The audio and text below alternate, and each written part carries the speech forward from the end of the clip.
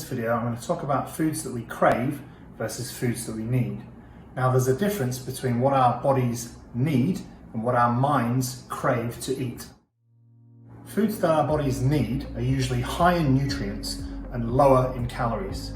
Examples of these are lean proteins, complex carbohydrates, fruits and vegetables, and healthy fats. Foods that we crave can be foods like fast food, ice cream, roti prata, the good stuff. The foods that we crave are going to satisfy our psychological, emotional, and social needs. So there's no reason why we can't or shouldn't have them in our lives. It's all about moderation. We can manage this by employing a rule that allows you to have a healthy mix of the foods that you want and also the foods that you need.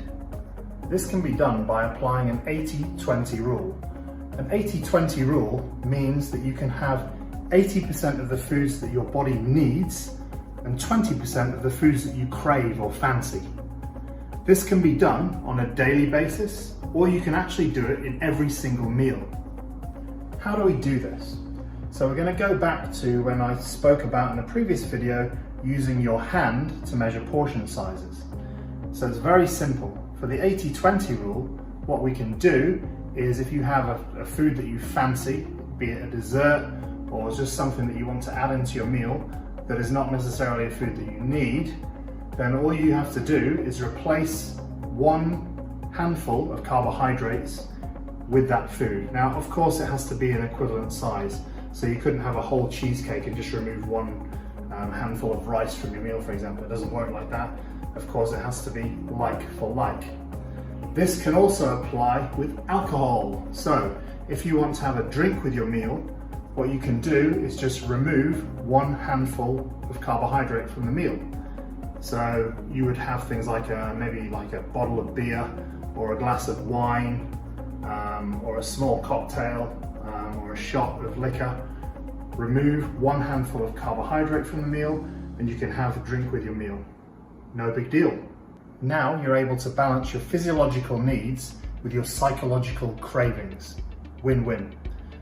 So what kind of situations are we talking about when we're applying the 80-20 rule? Well, it can just be applied every single day. You don't have to have an occasion in which to apply this. If you just fancy eating something that you want, go for it. Don't feel bad about it. No foods are off limits. It always has to be sustainable. Now, often, as I've mentioned before, people tend to jump on very unsustainable ways of eating, and then they become miserable and they realize that it can't be applied to realistic everyday situations all of the time. Not everybody is a competition level bodybuilder that can measure out every single meal and take it around in plastic Tupperware with them. I've done that and I still do it, but I accept that I'm happy doing that. Most people would not be happy doing that. And it's not necessarily something that they could even do. So if you're going to business dinners, if you're going out with friends or family for a meal, all of these things, it gives you a lot more freedom in which to be able to live a lot more balanced life and be happy. One thing that someone said to me once, which really hit home, is if whatever you're doing is making you a miserable person to be around, then you need to stop doing it. It's not working. So if you're the sort of person that's now, really unpleasant to be around, or you just find that you're really unhappy whilst trying to stick to a certain plan, it needs to change. It needs to be sustainable. And using an 80-20 rule is a very simple way of doing it. You're not going to feel deprived anymore, and you're going to have a lot more balance in your life, and probably going to keep a lot more of your friends.